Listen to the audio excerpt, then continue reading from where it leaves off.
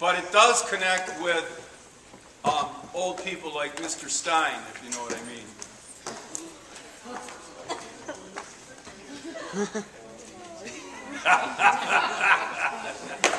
You're too funny.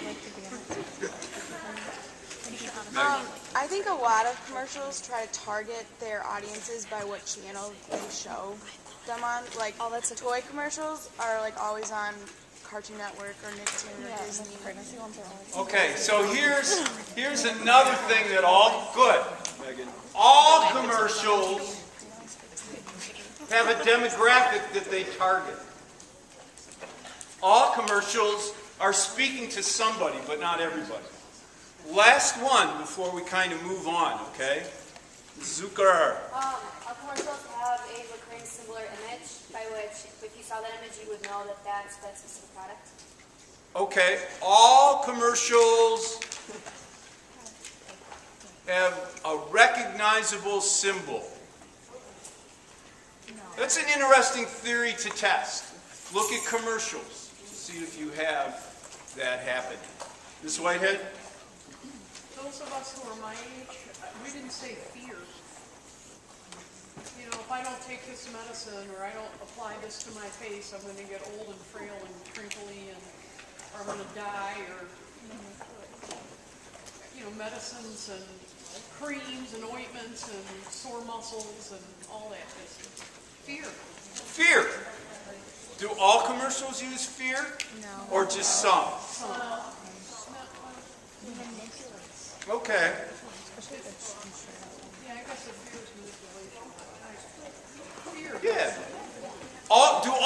Okay, let's see if we can't go a little bit broader. Ms. Whitehead, would you say that all commercials are based on some sort of manipulation?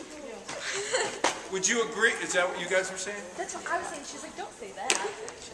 All commercials try to manipulate you. Is that true? Raise your hand if you think that's true.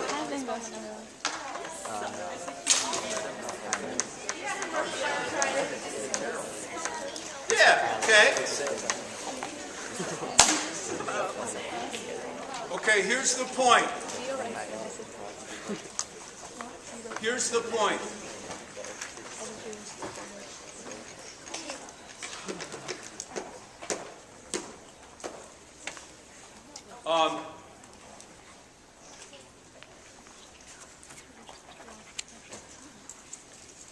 By looking at particular genres, specifically, i.e. like commercials, and making observations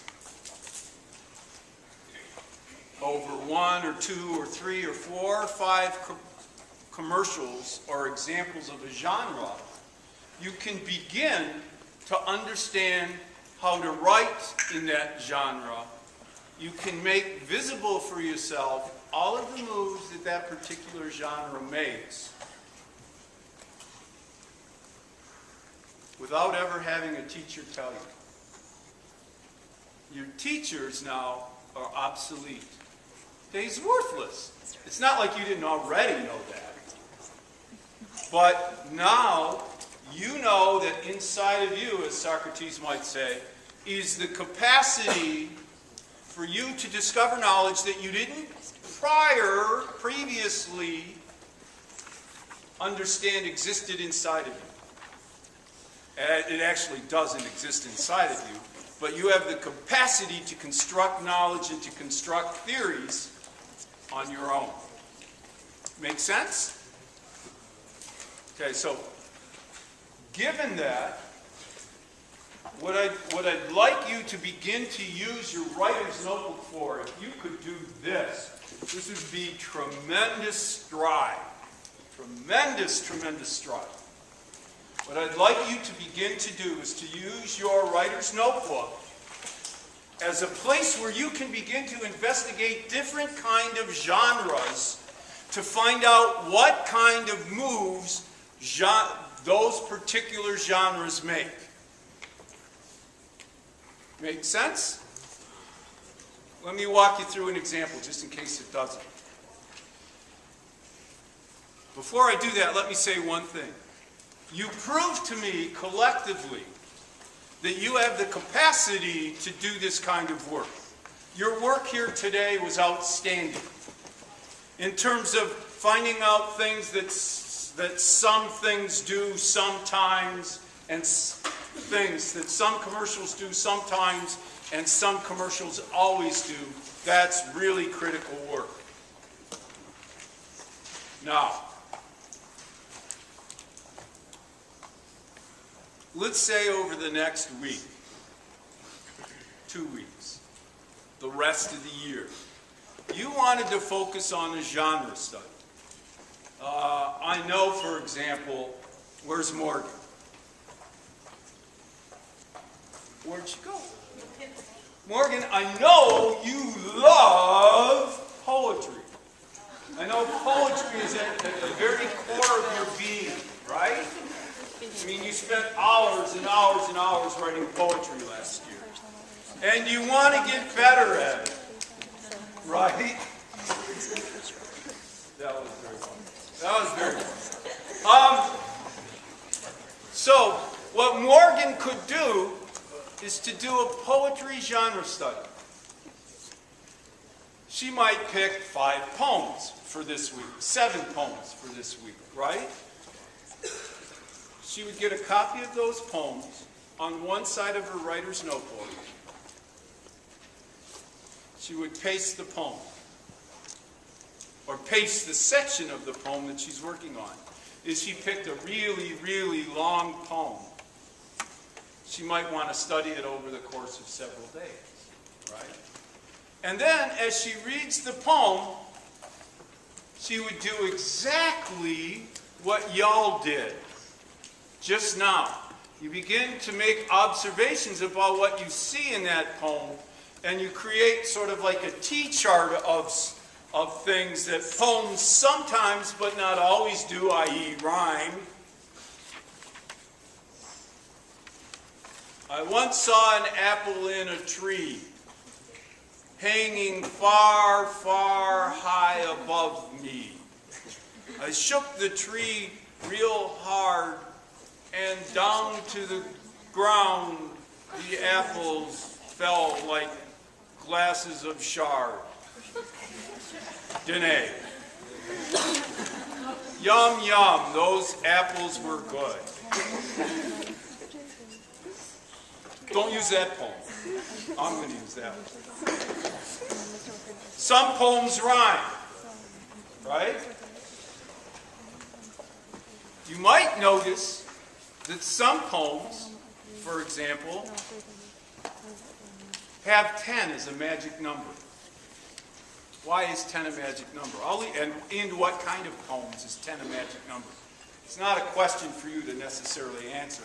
It's something for you to kind of observe. All right? Now, in short stories, let's say you wanted to do short stories, right? You all know a little bit about short stories because if you travel way back to 6th grade, and in 6th grade you did that little, remember this thing? That chart? Remember that? No. You didn't graph the short story in 6th grade? Oh, the climate? Oh, yeah. Well, Right here. It's in Colorado. you might want to go and see. This is the climate. You might want to go and see if that short story graph really applies. Okay? What? What? Remember, it's got a starting point, it's got rising action. It goes, okay, start way down here.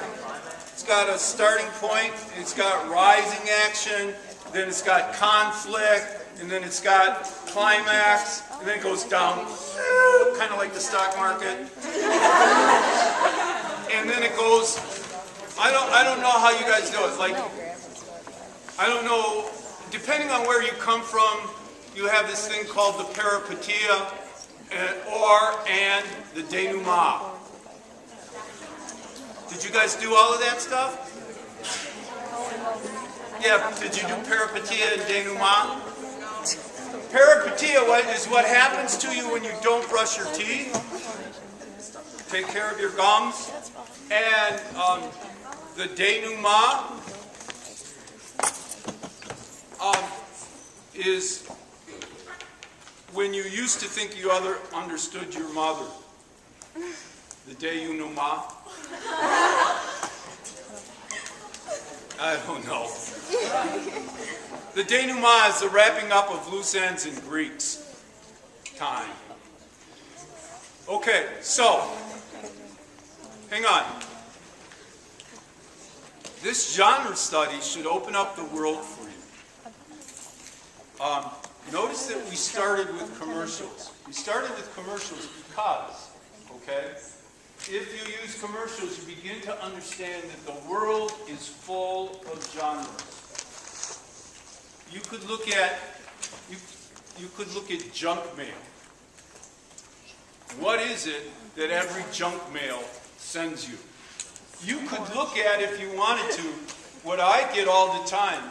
My name is Francois Dobeclard, and I am from Angola, and you have been chosen by the Magic Lottery to receive $17 billion in New Guinea pounds. I think that's about 35 cents.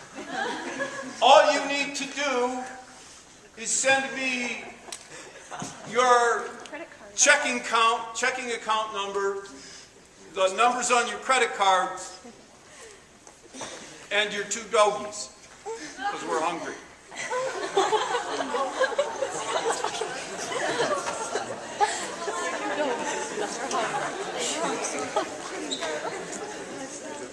What is it that those scam emails always have? A prize. Yeah. Last year we had a couple of genre study big boards where people would look at particular forms of, well, one that I remember, rap music. One was on trolling in the internet. What about the dope stuff, the commercial, Ryan Bartholomew's? Yeah. Or no, not Ryan's. Someone else's that did the boy versus girl. So, some people did cartoons. They looked at comics like, When they did like the holding on commercial. someday I'll find a prince and he'll take me away from all of this garbage stuff, even if he's an ugly, hairy monster. Gordo. You didn't know you had a big board about you, did you? What is it that Disney cartoons say, for example, always do? They always have a prince. Happy endings. Make you cry away. Happy endings. You Magic. see, hang on. That's kind of my nose. Somebody's Do you- parents always dead. Yeah, that's Except for right. right. Noah's parents were about to die. No way. What? Noah's parents were about to die. Do you see the point of a genre study now? Let me give you one more example that I think, for very practical reasons, that you want to be able to consider, you want to look at very, very, very, very carefully. You don't typically think of it as part of your genre study, but in essence, that's all it is. And that is the essay. The essay is something that you spend, let's see, 16 years doing and then never do again. Because once you get out of school, you don't write this 5-paragraph essay thing ever again. So, you have for yourself from the last assignment this sort of genre study, this thing that we call a rubric, this thing that we call the rubric for the midterm flex writing group exam. You can begin to go back and look at all of the essays you've accumulated, or you can even borrow essays if you wanted to from your friends. And you can look and see at what moves those essays make. And I'd recommend this one simply because it's something that you are mired in for the next little while, the next 5 to 12 years of your life. It wouldn't be a bad thing for you to begin to look at kinds of things that essays do. Does that make sense to everybody? Yes.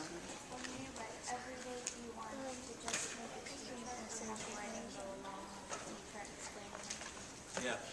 Okay. That's great.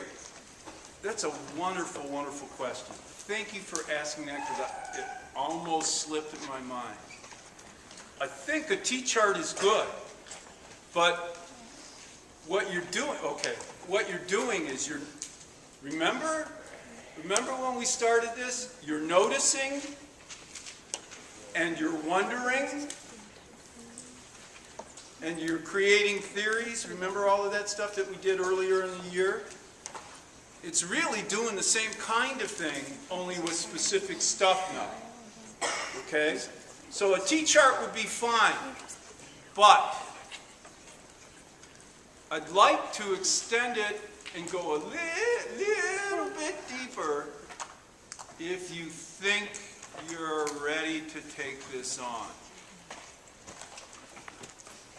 Here's my what if. What if Andrew and Henri and Michaela and Daisha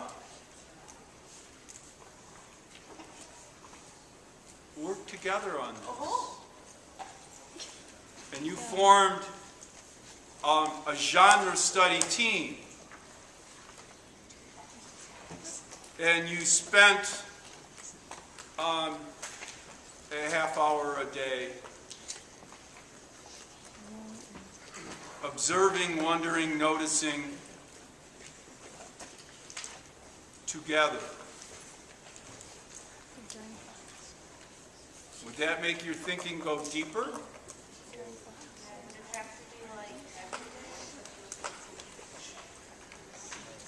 Did you hear that question? The question was, well, if we do that, would we have to do it every day, or could we only do it like once a week, or every other day, or days that end in Y, say? And the answer to that question, obviously, is yes. What if we can't meet with our team like every day? There's a cell phone and there's... Oh, no. That's not what I meant. Like when I said yes, I meant go ahead, do it. Do it on odd days, do it on even days, do it when you can. I didn't mean like if you started it, you had to do it all the way through. Just like be like a people and do what a people would do. You know what I mean? Live in this notebook as if you were a scholar. The thing is to be systematic. You don't have to do anything all the time the same way. You get to be creative, you get to own the notebook, you get to do and be what you want to be. So, Mel. So, you know the checks don't you do it every day? I'm sorry. Don't you do it every day? No. You have to write in your notebook every day, but you wouldn't have to work in your team every day. Okay?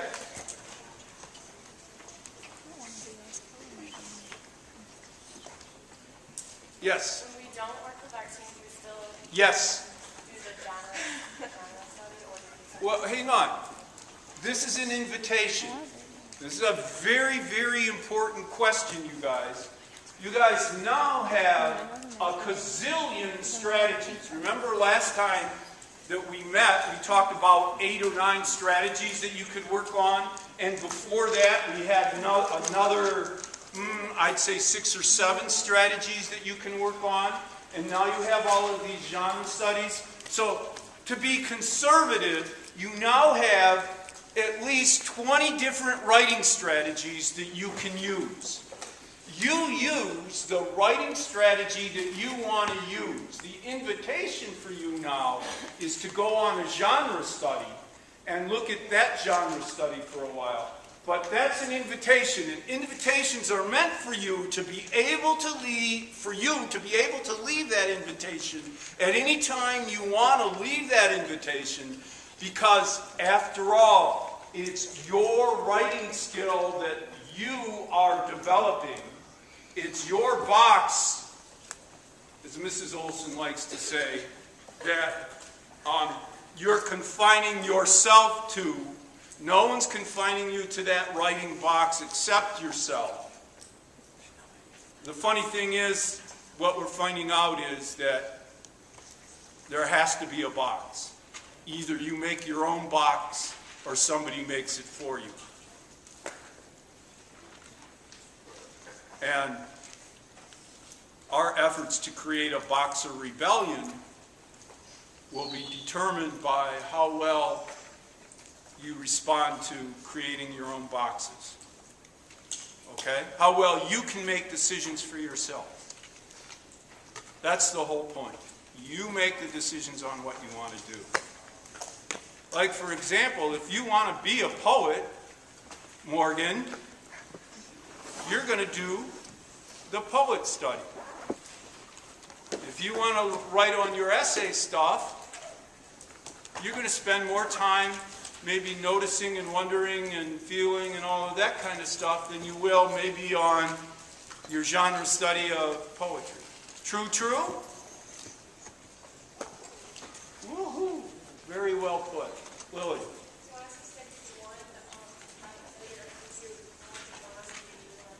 What do you want to do, Lily? I want you to float your own boat. I want you to ice your own ring. I want you to core your own apple. I want you to flex your own schedule.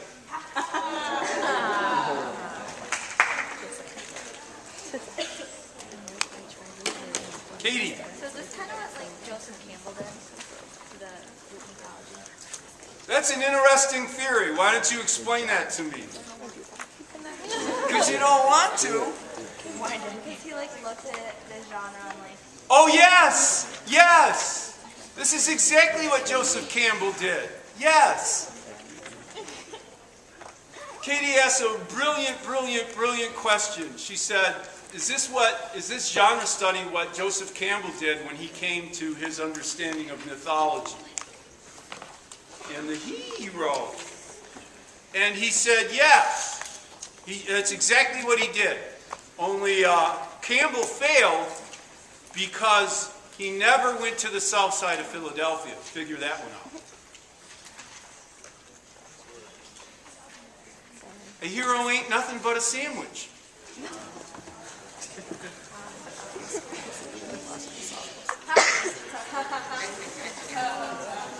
Philly cheesesteaks, you guys. Come on, everybody. You guys need to eat more. You need to eat more. Watch more Food Wars. Clearly, there's not enough television going on.